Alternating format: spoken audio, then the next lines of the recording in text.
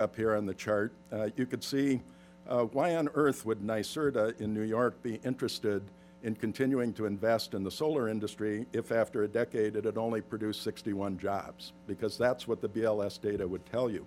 In fact, our analysis shows that the solar industry supports over 12,000 jobs in New York, so of course it makes sense for New York to pay attention to economic development in that sphere. So let's get to the top findings of the report. In the 4 sectors that we examined, this includes the motor vehicles industry, 162,000 new jobs created in 2017. Breaking that down, in the traditional energy and energy efficiency sectors, those are the 3 columns on the left, 133,000 jobs were added. The bulk of those, a slight majority, 67,000 new jobs in energy efficiency. Natural gas electric generation added 19,000 new jobs, and over 4,000 of them were in what we describe as the low emissions advanced natural gas. Overall hiring difficulty declined slightly across these 4 categories to 70%, but in the key growth sectors such as energy efficiency construction jobs, it actually worsened, climbing to over 40% very difficult for construction energy efficiency jobs for employers to fill them. Overall, these traditional energy and energy efficiency employers predict a 6.1% growth rate for 2018. So high demand jobs in these sectors, that's triple the rate of the economy adding jobs over the last year. Interestingly, solar jobs declined for the first time since 2010 last year. But at the same time, wind, combined heat and power, biomass, geothermal, and low-impact hydro, all low-emissions technologies, all grew. Motor vehicles, and one of the most surprising findings of the report, added 29,000 net new jobs, but in the alternative fuel vehicle jobs sector, it declined by almost 40,000. And this took place in spite of the fact that there was a 25% increase in hybrids, plug-in hybrids, and electric vehicle sales in the United States in that same year. We'll have more on that in a second. Going through these sectors quickly and giving you some highlights, this is the electric power generation and fuels production sector. As mentioned, natural gas generation was at the top in terms of the number of new jobs created at 19,000. Combined heat and power grew by 9,000 jobs, or 51% year over year. Biomass generation also grew, adding 8,000 jobs at 55%, the actual highest percentage increase of jobs in any technology.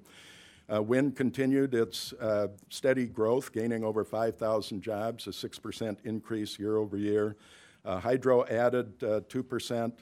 Coal generation, interestingly enough, was virtually unchanged year over year. Solar, as mentioned, lost 24,000 jobs, and these are in whole or majority jobs, so it's a particular measure if these are talking about jobs in which an employee spent some of their time, but not necessarily the majority of their time. So that was a 6% reduction, but it's important to note that 2/3 of this happened in just 2 states, California and Massachusetts. And in 29 other states, the solar industry actually grew. Nuclear lost 3,400 jobs. Oil, gas, and coal fuels each actually grew from 0.1% for coal to 1.5% for oil. And finally, corn ethanol added 6,000 jobs, or a growth rate of 12%. Moving on to the transmission, wholesale trade, distribution, and storage technologies, when you isolate out the retail trade, that sector employs 1.3 million Americans, a number 450,000 larger than we would have otherwise known. When you add in the retail sales, which is primarily gas stations, that sector totals 2.35 million Americans. The non-retail sales sector added 16,000 jobs, while the fuel dealers and gas stations added about 35,000. It's interesting, though, to note some of the important things that go on inside these sectors. So in this particular sector, utilities and construction added 39,000 jobs, reflecting the investments that are being made in grid modernization and infrastructure. while on the manufacturing and professional service side, there were actually job loss, which has reduced that overall growth down to 16,000. Battery storage, another new technology that folks are very focused on, added 6,000 jobs, a 12% growth rate, now employs over 53,000 people around the country. And we also thought it was important to note that within this sector, 38% of employers now say that a majority of their revenues come from grid modernization or other utility-funded modernization projects. So this is an important sector for job growth. It represents an important investment in our energy future and its efficiency. Finally, in some ways, the high point of the report dealing with energy efficiency. This continues to be an area that I think excites us for multiple reasons. First, of course, is its net job growth, adding 67,000 jobs, or a 3% growth rate, virtually double what was happening in the economy overall. But a lot of interesting things going on inside this sector during a period of full employment. So the construction side of energy efficiency actually shrank in 2017 by 100,000 jobs. But accompanying that, at the same time, the intensity of focus on energy efficiency increased among construction employers. So that sector rose to over 80% of construction employers now say that a majority of their employees are spending the majority of their time working with energy efficiency technologies. That's up from 74% in 2016.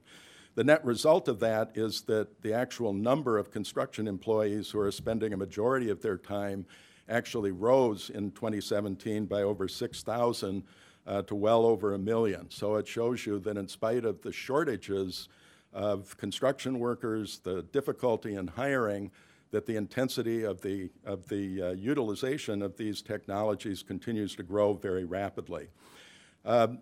Also in energy efficiency, 450,000 Americans, almost 500,000, are employed in the business and professional services side of that industry. That's an increase of 63,000 year over year.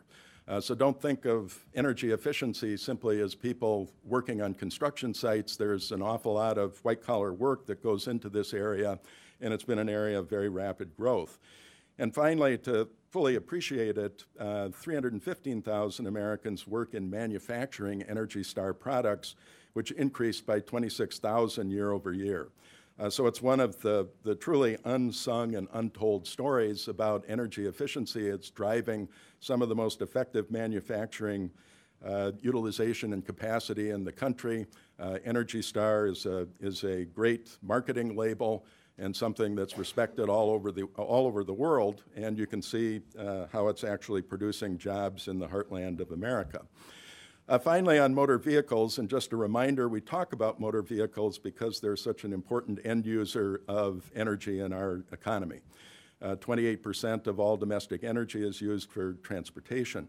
So the motor vehicles industry employs 2.46 million Americans. We're not counting auto dealers in that. 977,000 of those are in manufacturing. The survey found that 220,000, as I mentioned, work with alternative fuels vehicles, and you can see the definition up there. That is a decrease of 15% from 2016. Of that number, hybrids, plug-in hybrids, and all-electric vehicles make up 90% of that number, supporting 197,000 employees. But what has happened inside this is that the jobs in the United States building hybrids and plug-in hybrids declined, while at the same time the jobs focused on exclusively electric vehicles rose sharply. And underlying these kind of contradictory facts is the fact that sales of plug-ins and electric vehicles rose by 25% in 2017. So the reality is that U.S. manufacturers lost to Japanese and European competitors who are importing vehicles. The ones that you notice at the high end was the new Prius plug-in manufactured in Japan, and then a group of high-end BMW models that started being imported into the United States. And that resulted in the net job loss in this particular sector, in spite of the fact that these vehicles are even more popular than before. Moving on to the hiring difficulties we found, As mentioned, the overall hiring difficulty declined slightly from 73% to 70%, but those who found it very difficult to hire remained the same at 26%. And ironically, or perhaps not ironically, but something of great note, I think, particularly at the state and local level, it's the technologies and occupations with the highest hiring difficulties that also were experiencing the highest job growth predictions. So energy efficiency construction jobs top that list with over 47% hiring difficulties. Transmission, distribution, storage construction jobs almost at the same level of high difficulty, and electric power generation construction jobs likewise. The highest demand occupations in energy efficiency construction you can see listed there. And finally, moving into the area of projected hiring rates, which I'm unaware of these being projected quite this clearly in other sectors of the economy, energy efficiency employers predict 9% growth rate this year, if they can find the employees, obviously. Electric power generation, 8% growth, motor vehicles, 7% growth, transmission, 3%, and fuels, 2%.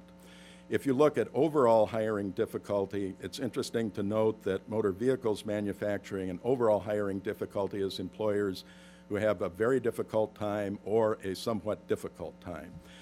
Motor vehicles manufacturing is actually at a very high level, followed, as mentioned, by energy efficiency construction and wholesale trade and distribution. These sectors, we found, haven't changed much in the last year in terms of diversity. They tend to be less diverse than the workforce as a whole. Those are the ranges for Latino or Hispanic, Black or African American. Electric power generation is the most diverse of these 5 sectors.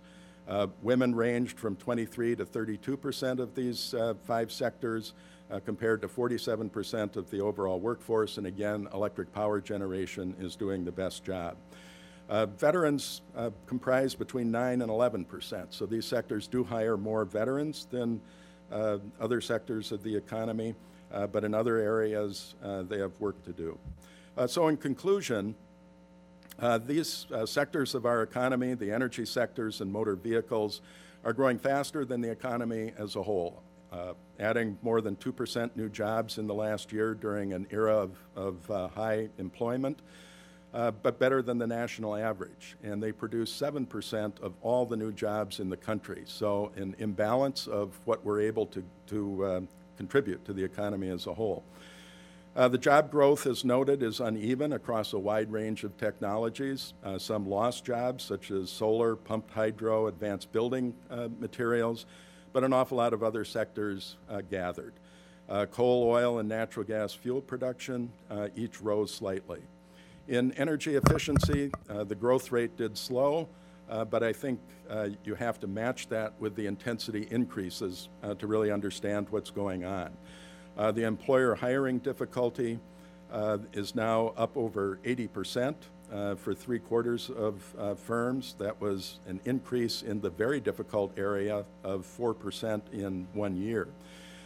It clearly calls for a concentrated effort to identify these in-demand job skills, the geographic locations where the jobs are, and really targeted, relevant training programs that speak to that.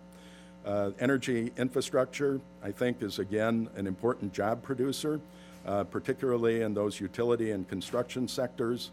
And a better understanding needs to be had of what the loss in manufacturing and professional services is all about. But it does underscore that energy security, resilience, and efficiency are all key opportunities in this sector.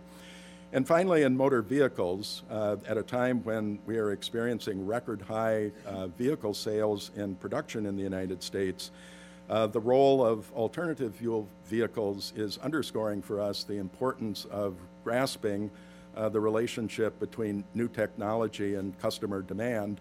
And obviously, our auto manufacturers want very much to be on the front lines of this growing demand for those. And with that, I'll turn it back over to you.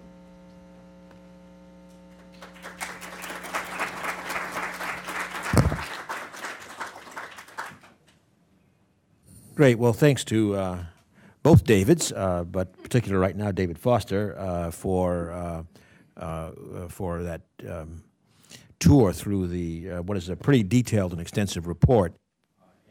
While we did not.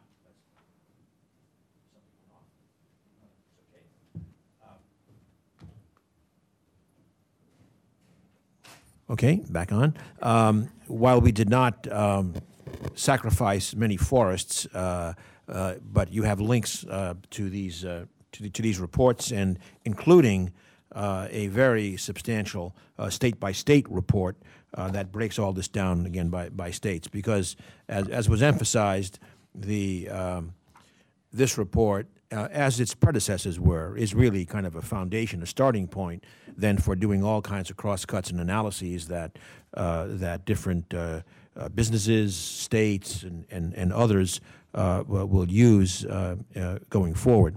I do want to add something that Senator Cantwell alluded to, just to make it explicit, that the Quadrennial Energy Review first installment in April 2015 did specifically recommend that this kind of data collection was really needed, and I think, hope you agree that this is vindicated in terms of the product.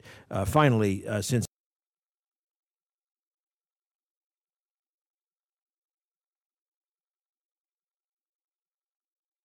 was the first executive director of the Blue Green Alliance, and then came to DOE in 2014, maybe, to head up our whole focus on jobs and the like. The last comment I'll make before opening it up to questions, and trust on the Davids to manage those principally, is to emphasize something that Dave Foster alluded to at the end, and that is that these challenges, in particular, like the hiring difficulties, et cetera, and the hiring needs. I mean, the desire for another, on average, 6% or so of jobs in this year. What that's talking about, finding 500,000 people in a very tight labor market. And so one is the competitiveness of this sector as an interesting, evolving sector is important, frankly.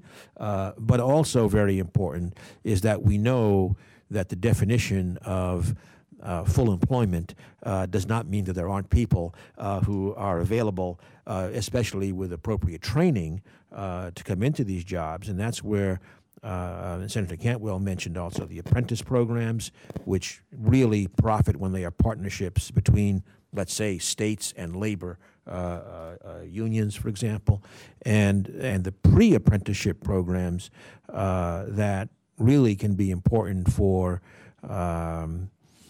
among other things, addressing some of those diversity questions that we have in terms of attracting new people and helping address some of those issues we have by getting them ready for apprenticeship programs and the like. So I think this report really, it's data. That's what it is. It's a data report, but it provides a foundation for us to address some pretty important issues. So let me, unless there are other comments from the Davids, before let's see if there are questions here, and please. My name is Jim Snyder. I'm with Argus Media. Sure, yeah. Hi, Jim Snyder with Argus Media. This is a question for the Secretary. Given all that we've heard from the Trump administration about reviving the coal industry, were you surprised that that hasn't translated into any more coal industry jobs? Not really, because as many have said, including those in the coal industry, that the reality is that there are market forces in addition to what I would call the drive towards a low-carbon economy that will continue to challenge the coal industry.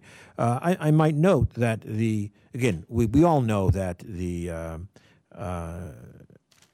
large part of the carbon emissions reductions in the United States came from market-driven coal to natural gas switching. That's clear. But secondly, I think a very important point was after the president made the Paris withdrawal announcement last June, governors, mayors, and maybe for these purposes, most important, 1,400 business leaders very quickly came out and said, "Look, we're staying the course here because this is the long-term trend." So I think we are seeing that will continue, and I think that we need to have a very, very strong community focus in the geographies where coal jobs may not be persisting, and provide other opportunities for those communities, frankly, to stay intact while they are part of a new future.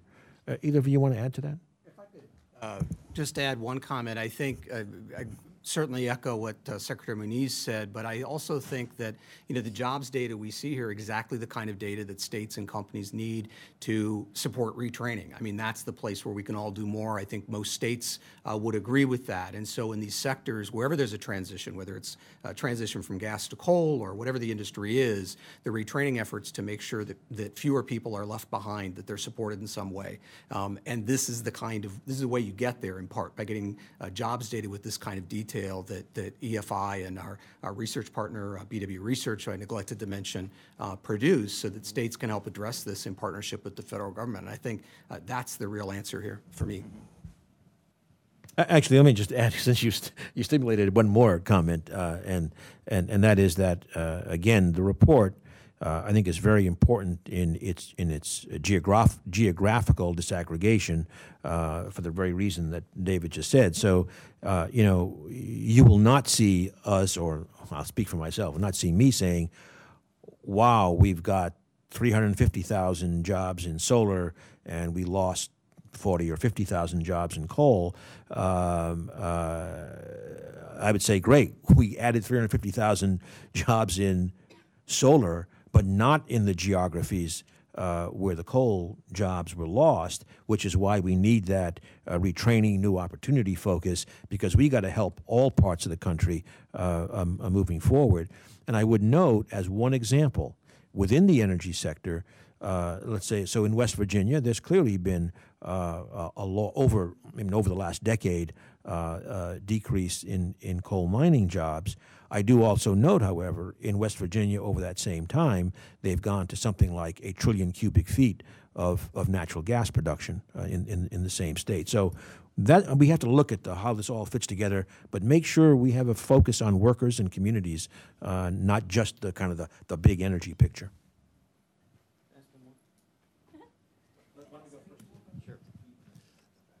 Thank you. Pete Baer with E&E News. A state-focused policy such as you've described here, kind of a coalition of the willing, is a smart path to follow politically. Is there a concern, Secretary Moniz, about moving toward a lower carbon economy without national focus? What are you concerned about that's not happening in a bottoms-up approach? Well, I think there's no doubt that for the long term, we need an economy-wide national approach, and we could go into what some of the options are for that.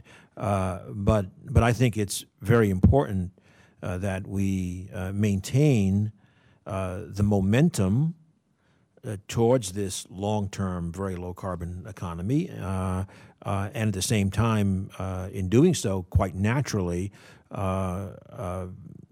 generate the kinds of, especially again in a tight labor economy, generate the kinds of very attractive opportunities for workers across the board, blue, white, and every other color of collar worker. And what I do feel confident about, for the reasons I stated, is that the momentum right now is being, I think, sustained quite nicely by the mayors, governors, and business leaders. Look, I don't know if I should say. Okay, I'll say this. It's public. I mean, so for example, in March, I joined the board of Southern Company. It's well known publicly. Many are still carrying the thought of that as a coal utility. The reality is, in the last 10 years, it's gone from it's decreased carbon emissions by 38%. And largely it came from a shift from coal to gas and renewables, just like everybody else, basically. And then 2 weeks ago, put out a report which said that the Southern is now committed to low to no carbon by 2050. That will be a technology-driven transformation. And so, I think that's what we see. I mean, I just said that because that's where I joined the board, but we're seeing that across the country, somewhat varying speeds, and that's where a federal economy-wide approach would certainly add to it. But right now, we have a lot of technology drive, business model drive, policy drive at those other levels to go in this direction, and I think hopefully we'll be able to continue this kind of report and see how these trends are, and again, as David said, give the tools to really drill down at different geographical levels, local technology, state policy, market forces, underscored twice, as well as tax policies are all driving job growth in these new technologies. And maybe one more addition. I think certainly agree with everything that was said. We see a lot of multi-state and national coordination among our members working on these issues. And I have a little bit of bias, but I have an awful lot of faith in states. And I know that they move forward in practical ways that are having real results. That said, I also think that the private sector, particularly both the regulated and unregulated energy sector, the new technologies they're delivering, what consumers are demanding, it's the most exciting time I can think of in 30 years in energy. So I don't mean to say job done. It's not. We have a lot ahead of us, but it's remarkable. I didn't think we would be here 5 years ago in the way that we are at the state level with these technologies, with emissions reductions, with job increases, and economic prosperity most places. So I think it's a good news story. And again, to exemplify that, the case I mentioned earlier about what is now the 7 states in the EV charging network, just to make it clear, I mean, those are blue states and red states, and in terms of the governors. And but I think what's important is that, and again, I still believe that we need and we will get to kind of a federal economy-wide approach. But the reality is, mayors and then governors have a lot more of a can-do spirit than sometimes you will find at the national level, because they're closer to where the issues are, the problems are, and they are looking for the future in terms of making sure that their localities and their states are ready to prosper.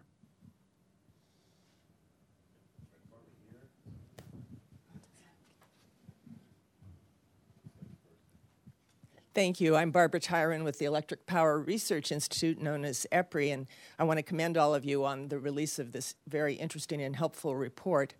Picking up on the Secretary's comments about the pace of technology transformation and then the difficulty in employers hiring people in today's world, does the data provide any insights to any of you as to how vocational training programs or skill set development might be modified over the course of the 21st century? Because it seems that this is going to be a career-long challenge, an exciting one, as David Terry alluded to, but nevertheless a challenge for the remainder of the lifetime of most people in this workforce. Well, I certainly think that some of the initiatives that were started over the last 4 or 5 years, particularly the reform of the job training system that the federal government does a lot of funding at, and I believe it was in the fall of 2014 when a major bipartisan reform measure was passed by Congress and signed into law, and I think 80-some senators supported that. And it really tried to refocus job training on greater involvement of employers and having employers designate what the skills were that they needed. And we really had a broken link between how we fund job training and the relationship with employers. So it's required each state to then start issuing a job training report to the federal government that demonstrated that it was based on surveying employers and understanding the actual needs that employers had in their state. And then they would try to build community college, apprenticeship programs, and a variety of other closely linked kinds of training programs to the skills that were in high demand.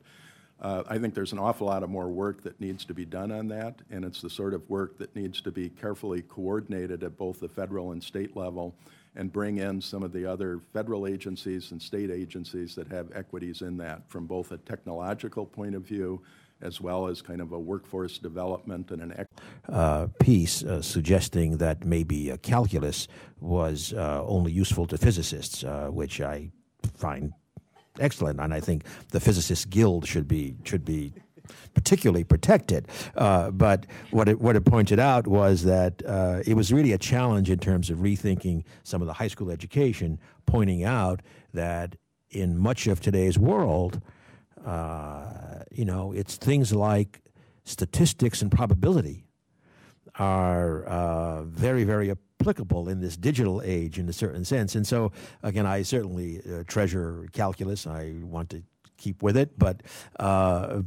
it was an interesting perspective on how we need to rethink some of these educational directions in the context of the modern job market.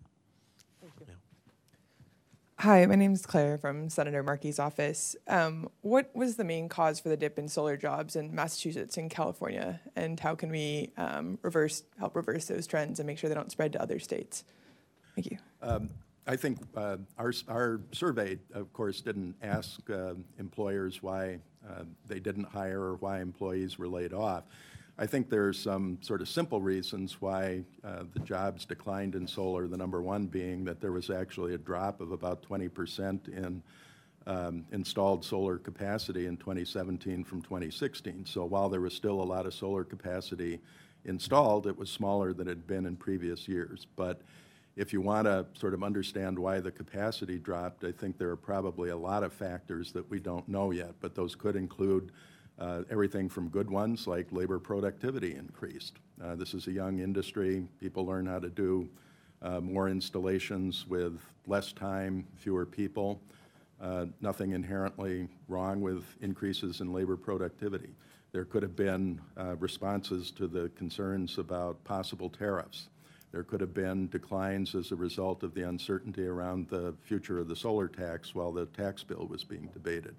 So there are a whole lot of issues that could potentially underline what happened. Could have been a shift more from residential solar, which employs more people, to commercial utility scale products. So I think those are the kinds of issues that need to be looked at more closely to understand the relationship between what's happening in specific markets. But all that said, the solar industry did grow in 29 states across the country. So it's an interesting phenomenon that deserves more study. Yeah, I just want to reinforce that the fact that it was just 2 states, so one can't claim this was a national, a national trend. But that's why I think you really need to drill down at the kind of local and state level to understand what were the factors that were different there.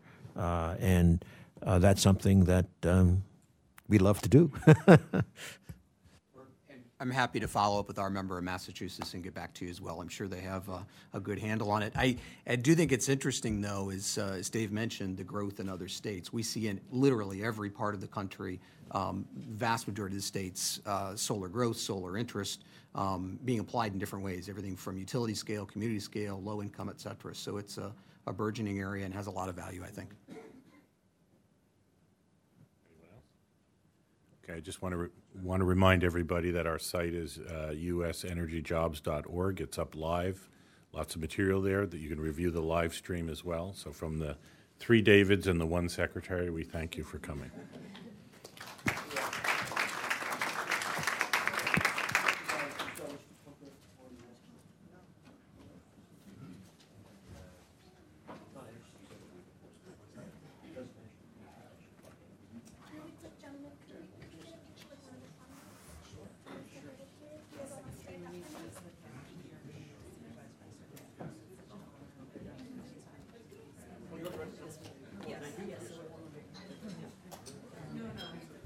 probably do. Hi, Dave. Good to see you. Good to see you. Pleasure to meet you in person. Thank you. We've talked on. Yes. I thought I'd get a picture with you. You know, it's going to be a little hard to capture that and your